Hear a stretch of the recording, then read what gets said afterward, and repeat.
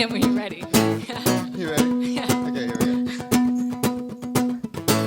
Wet my whistle, put it in my pocket.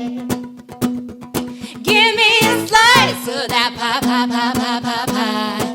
Give me a slice of that pie, pie, pie, pie, pie, pie. Justify my inhibition. Kiss me in the streets. Take it, baby. Fix your eyes on me and I'll give you my body. Fix your eyes on me and I'll give you my body. Being in a band is very intense. It's very intense because it's outside of just performing and singing. We have to like each other, you know, being together on the road and things like that. But even with that, it's nice to be with somebody who understands, you know, because you can have a tour manager and a team and all that stuff, but they still don't understand what it takes to get up on stage and, you know, either be scrutinized or judged or, you know, so being able to get on stage and share it with somebody that you have a really deep connection with, it is a lot better for me, and it's a more spread out energy. Not everything rests on my shoulders, you know. So when I used to do radio interviews, it was just so much, and I'm an introvert by nature, and so, you know, answering questions is a lot, and, you know, so being able to be on stage with somebody, it really helps. It really does help. I'm just in love with her. I mean, she's just so incredibly talented, and I just feel so honored, you know, to play guitar, because and when we write things or when we sing in a room together, I mean, if you knew what a rich experience it is to be in a room writing a song with her, is like really something amazing. And when I watch her sing when I'm playing guitar, it's like I feel like I'm like getting married or something every time. It's like I just freaking love her. So yeah, this is when you're out there doing it by yourself. You know, it's very intimidating, and it's also you don't always have that person to look to on stage, you know, to be like, hey, we're okay. A whole room full of people is watching us, but we're all right, you know. And I think that having that togetherness and that unity on stage is something that is really special. Not to mention, you know, we've known each other since I was 13 years old, so it's like family, like an old, you know, like a friendly, warm old glove to slide on. You know, it's really comfortable that way.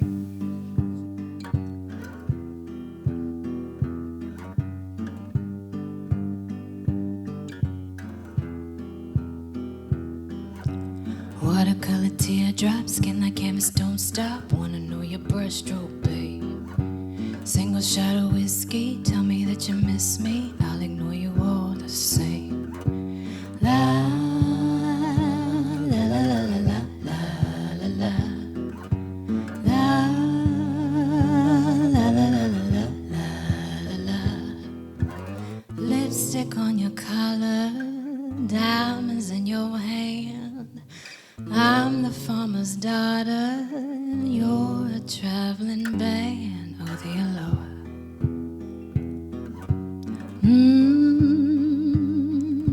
Slinky little tank top, no broad jaw drop. Tonight we're going all the way. Jacqueline Onassis, lace glove, last kiss. Honey, I'm so glad you came. La la la la la la.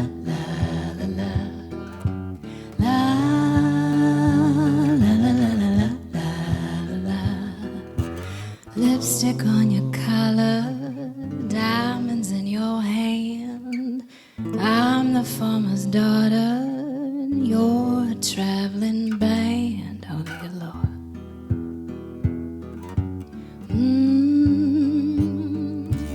La la la la la la la la la. La la la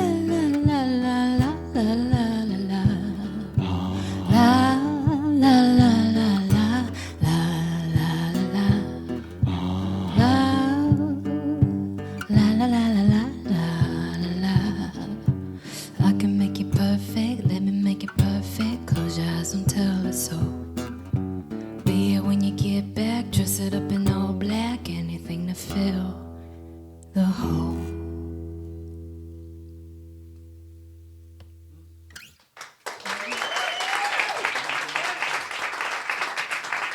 I'm all about people experiencing things for their own selves. And, when people say to me, what is this song about? Well, what does it mean for you? Because it doesn't matter what I wrote about it, I think on the whole front of us as a band, I would like everybody to take away that we're genuine and we're very honest about what we do, and that they can see that on stage without us even having to say that. Because I feel like a lot of music that is pushed out into the wide scale media, TV, radio, it's very forced. It's very, you have to be this person, you have to be, and you don't make connections that way. I mean, we have fans of all different ages, and that says something. That means that we're doing something right, because it transcends age. It's not about what it sounds like for the moment. And for me, timeless classic music, it always lives on. And so when I die, I would like to know that our music can live on and that it's genuine in that without me even having to be present. So I guess that just the genuine feeling. As a lover of music, a music lover, every concert that I go to, if I'm seeing somebody that has a piece of music that speaks to me, I always think to myself, I'm not alone in my suffering, or I'm not alone in my weird thinking, or I'm not alone in my emotional experience. And I think that that's what I would always want an audience member to walk away from a show from is, I'm not alone. That solace of knowing that their soul was wrapped in what we made tonight, and that every room is different. And when we sing in front of people, that music wraps around them and heals them and loves them. And they feel a part of the family. As hippy-dippy as that sounds, I don't know. I mean, but I do think that we all have a hyper intellectual experience emotionally that we have where we think, wow, I'm really fucked up and crazy. I think everybody thinks that at one point or another. Yeah. Well, it could just be, maybe. But I do want people to walk away from a concert thinking, I'm not alone.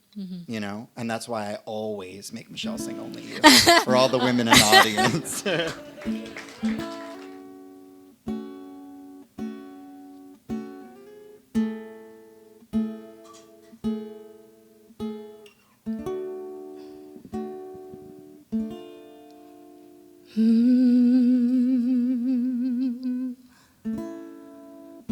You may not know it,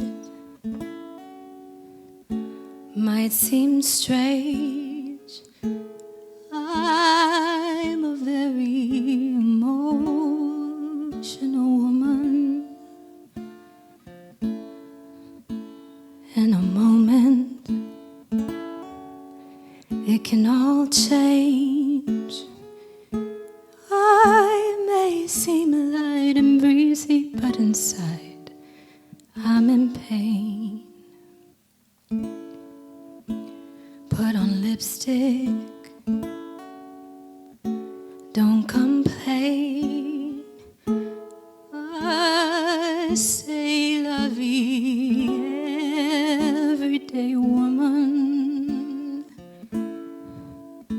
But oh, my sorrow burns like flame. You'll never see me cry, 'cause I'm off to the races. But one thing remains.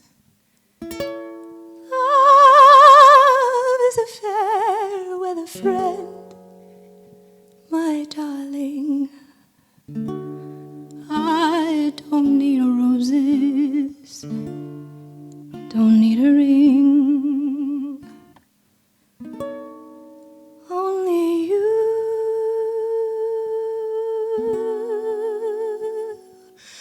make me feel like I'm losing my mind. Only you.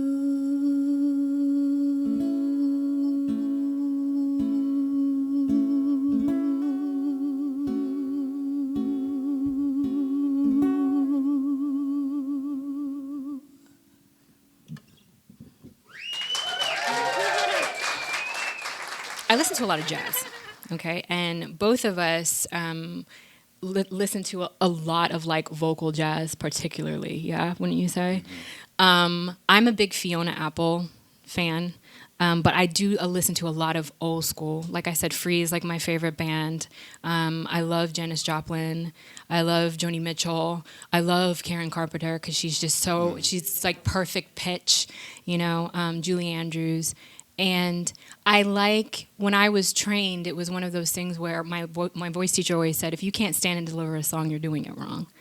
So I paid a lot of attention to the detail, and I think that for me, through the years, I was able to develop my own sound by using what I knew with the basic training that I had. And that's what's really, really helped me to cultivate, because I can wail, and I'll wail. But at the same time, it's not always necessary for a song for me to be shouting and I like to play with that because I do have a broad range. And so anytime we get a chance, he's like, can you do the opera thing that you do? And that's fun for me. It's fun for me. Light, I'm falling, fading fast.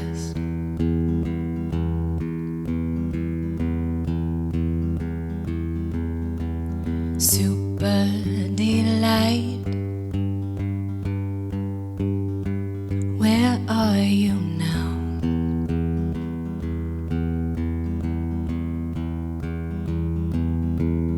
Who am I right now?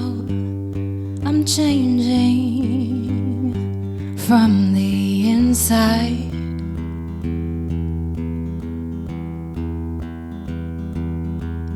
The bees are silent here, and I'm not too sure I believe in me.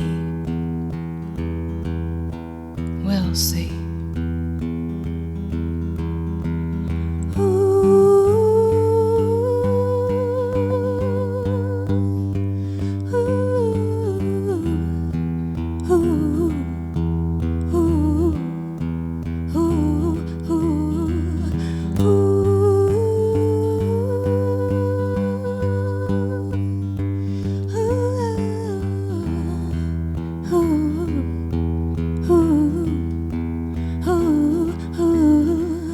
Light will come into the sun.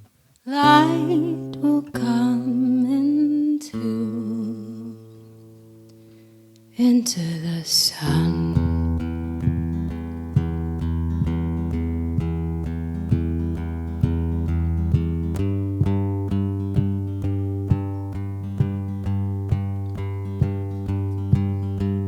Heroes are few. Everybody's scared.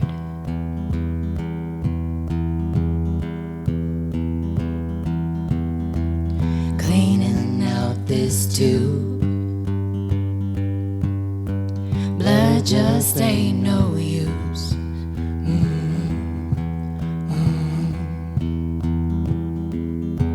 Speaking under the blue, shouting out, no one can hear you.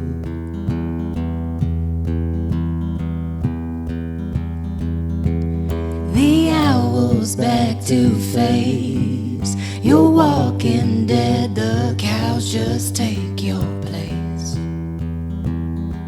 Lost your way.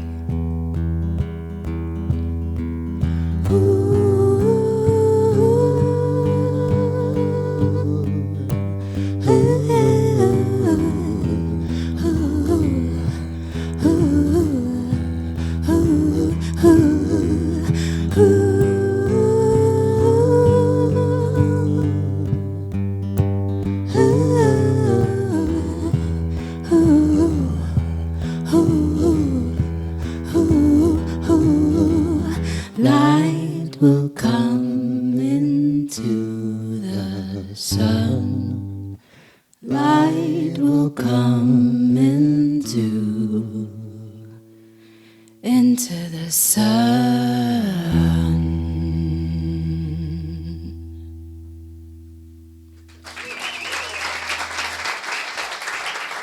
Michelle is really good at showing the world how she can present very normalized, and a lot of people take advantage of that.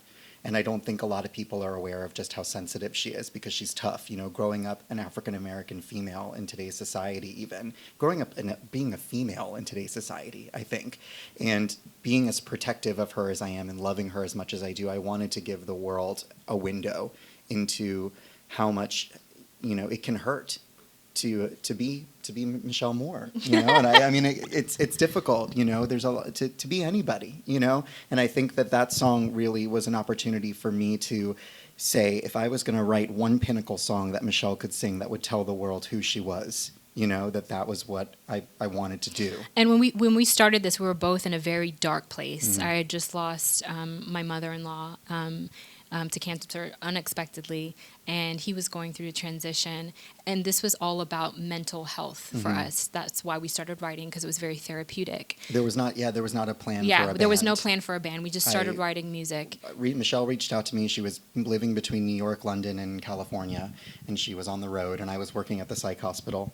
And she called me and said, I'm tired. And I said, I'm tired too. And she said, I'm coming to town. And I said, well, why don't you come over and we'll play some music and together? I didn't want to. And I said, let's get together. Let's write a couple songs just for fun. And we wrote some songs for fun. And then she went to London, and she was in London for a month. And I knew her phone was off, but I kept calling her and saying, Michelle, I'm listening to these recordings on my iPhone that we made, and I freaking love this And stuff. we wrote this one song called All the Stars. Mm-hmm. Yeah, we didn't sing that for you tonight, but we wrote All the Stars. And after we wrote it, I was like, we should be a band. Yeah. This is really good. And so we sat down and we made a conscious decision after the therapeutic aspect had started to take place. The songwriting from a healing place. Because he worked at a mental health facility, and every Tuesday I would go with him and I'd volunteer for a year. Right. I did that. Mm-hmm. I took a hiatus off. I was on tour for such a long time, and so I took a year off, and I spent every Tuesday with him at the mental health facility. This is crisis care, so it's 3 to 5 day stay. Yeah. And it's an adolescent unit. The children tried to commit suicide, or they have substance abuse problems, and we spent a lot of time one-on-one with them, playing the songs for them, teaching them hard road, we're trying to reinvigorate people through the power of music, which is what happened when we became a band. It was. Us, and when we started, the first song that we sang, Owl, that song is about my depression. And so, and it kind of lives through me. And so anytime we sang that song for the kids or the adults, they really connected to those things. And it's really important for us to connect with those people, because essentially, everybody's telling them that they're crazy. And so we come in and we're like, you're not crazy. And here's why. Because we have these same problems as well. And this is how you can deal with it, and this is how music. It's important to walk amongst people as an equal, especially people that are hurting. I think sometimes they feel very isolated from the world. We walk around asking each other, how are you? Except we don't really care when we ask, So we, as a group, when we decided to take the music to the facility and sing for the kids and sing for the adults, it was something where we wanted to know, like, how does music impact you, and what can we as two people creating songs write, and a lot of that has inspired the newer material. You know what I mean? We just continue to thrive off of digging deeper emotionally, and it's hard. It's very. It's not. difficult. I mean, we've had recordings where I'm sobbing and I just can't finish it. But it's good because I've never gone to that place before. Turn this way.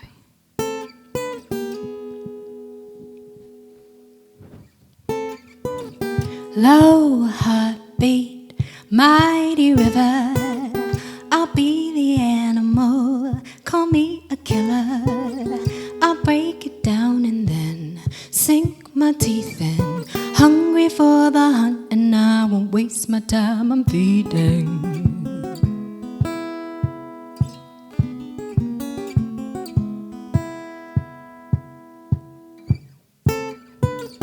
Oh, burning sun, show me no mercy. Had me a heart attack in Albuquerque. Ain't got a dime to spare. I ain't got no one. Love them, then I leave them. Put the keys in the ignition. Rev it up,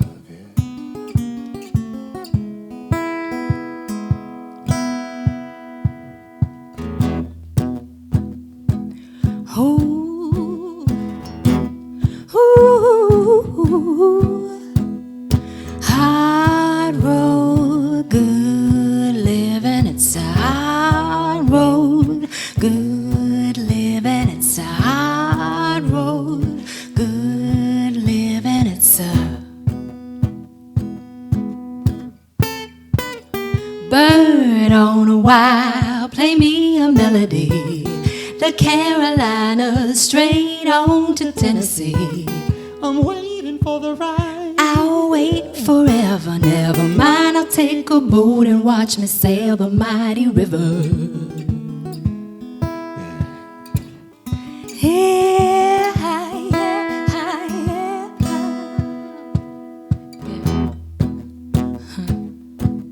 Ooh, ooh, ooh. Hard road, good living, it's a hard road. Good living, it's a hard road. Good living, it's a... Y'all ready? Here we go. Here we go. It's a hard road, good living, it's a hard road. Good living, it's a hard road. Good living, it's a... Stay with Richie, stay with Richie. It's a hard road, good living, hard road, good living, hard road, good living. It's a... One more time, one more time. It's a road, road, road, good living. It's a road, road, road, good living. It's a road, road, road, good living. It's a hard road, It's a good living. Yeah. Ooh.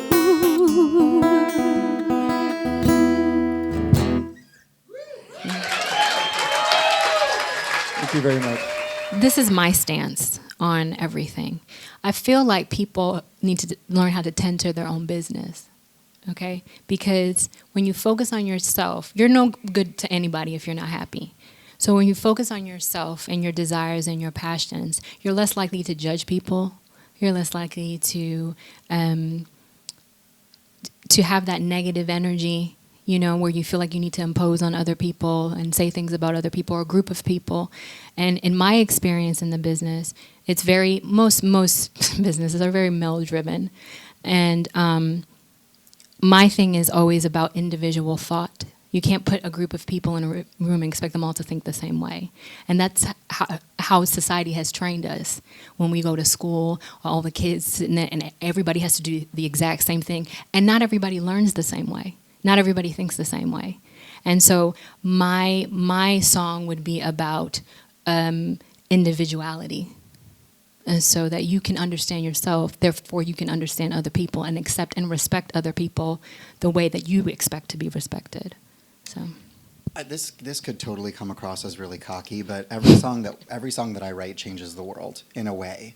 It goes out there, and it's a you know, when you put a piece of music out there, it no longer belongs to you. Mm-hmm. That's why we're very like we have certain songs that are not stage ready yet because we're still, you know, trying to experience it. And when it's ready to go out into the world, it makes a ripple effect, you know.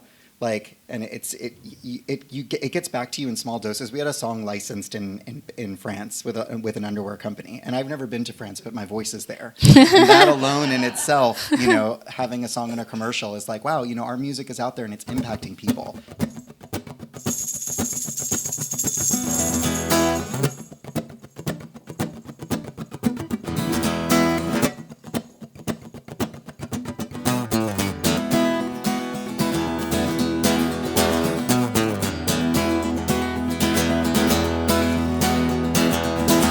Darling, love of mine, you dance, I'll pour the wine. Be like a fire child, my kiss will drive you wild. You'll see all that money you hope for won't mean a thing.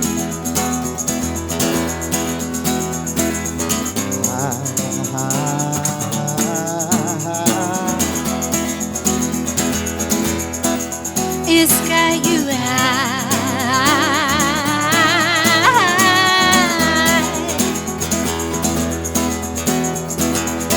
Oh, honey, apple pie, my love will never die. I got this pot of gold, you'll feel it in your soul, you'll see. All that money you hope for won't mean a thing.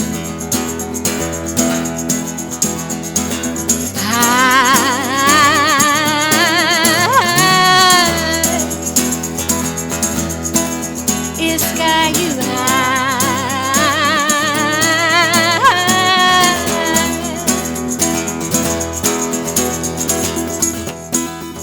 Ha ha, ha ha, ha ha, ha ha, ha ha, oh, ha ha, ha ha, ha ha, ha ha, ha ha, ha ha, yeah, yeah, yeah.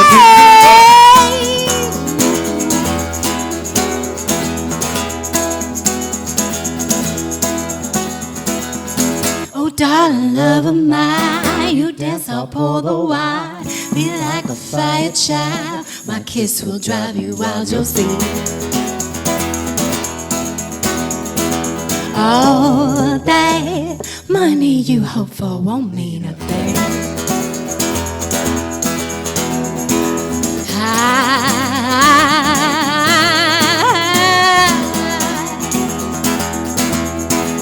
It's got you high.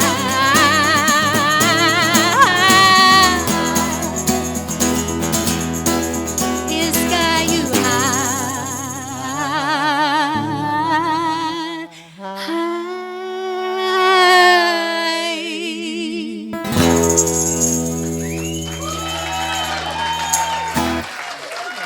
I particularly love this because I was used to playing like big festivals and stuff like that.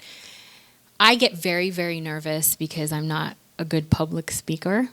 I always tell people I'm a musician. I don't do speeches. And I threw myself into living room tours. I started doing living room tours where I would go to fans' houses and perform. And that's really intimidating because it's a small room of people and then they want to ask questions. So it's like a storytelling type of thing. And I was particularly looking forward to this gig of all the gigs I've ever done in the 13 years because I've never done it like this, where I perform and then I answer questions in front of an audience. And it takes me out of my comfort zone. And though I'm well-spoken, like I'm like shaking right now, like I'm very, you know, I'm one of those people that I only speak when it's necessary. So, and usually when I speak, I'm always right. I do a lot of thinking. I do a lot of thinking.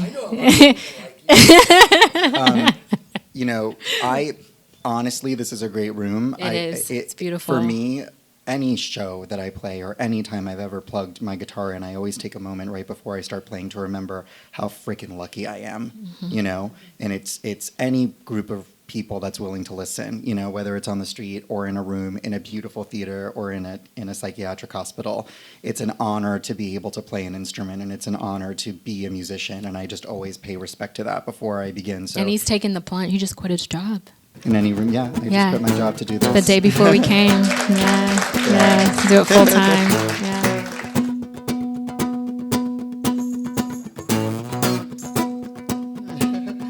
Let me know when you're ready. You ready? Yeah. Okay, here we go. Wet my whistle. Put it in my pocket.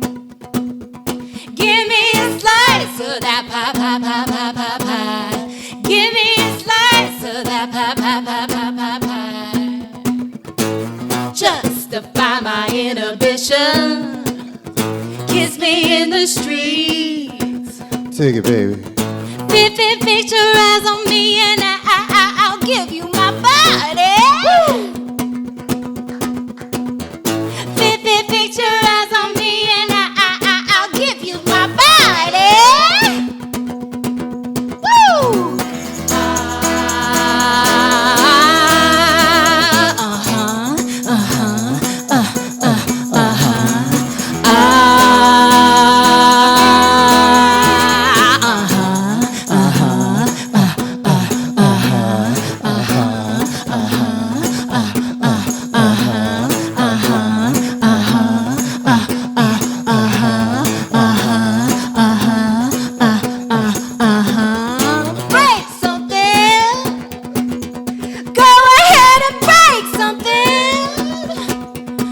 Just don't kill, kill, kill.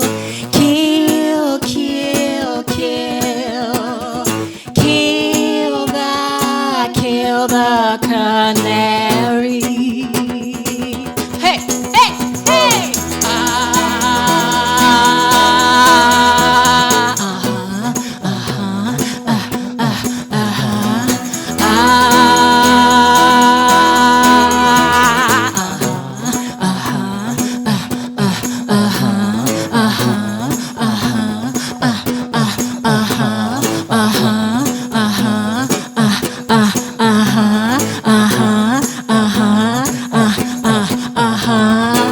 Write me a letter, give me a kiss.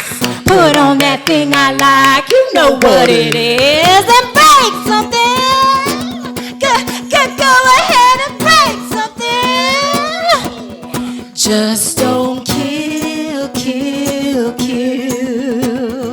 Kill, kill, kill. Kill the canary. What? One, whoa.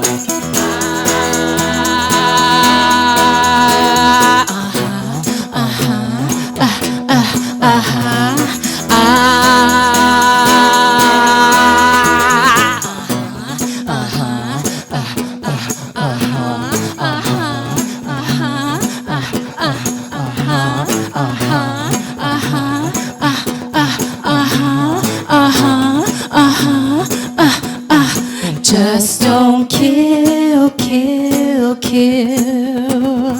Kill, kill, kill. Kill the canary.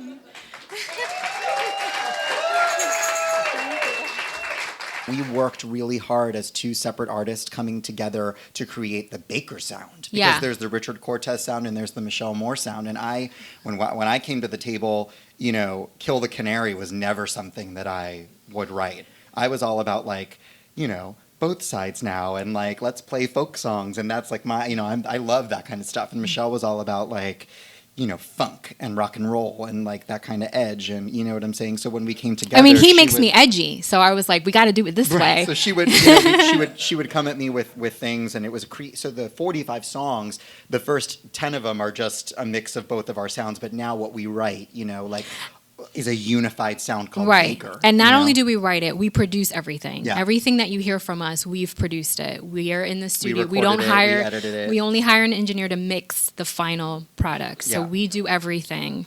And Thank you. yeah, it's really important that I say that, because a lot of people think that they listen to it and they're like, "Who did you get to produce it?" And I was like, "We did it. We did that." So it's there's a lot of invested time and energy into the things that we do. Mm-hmm. We take it very seriously. I just love playing the song so much. So, and we've actually never played it in front of an audience before. So thanks. You're our first. Thank you. So be gentle. Be gentle.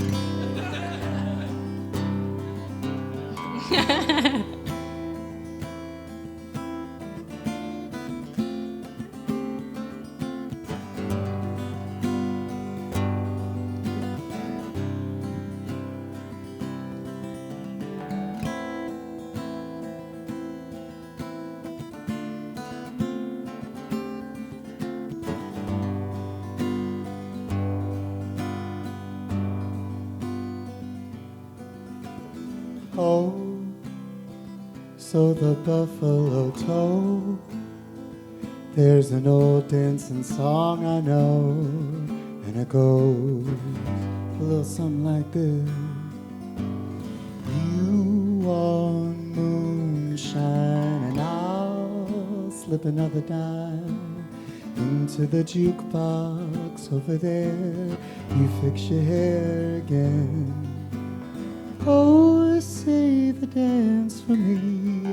I'd wait eternity for you, my love. Oh, you, my love, to come home. Oh, save the dance for me. I'd wait eternity for you, my love. Oh, you, my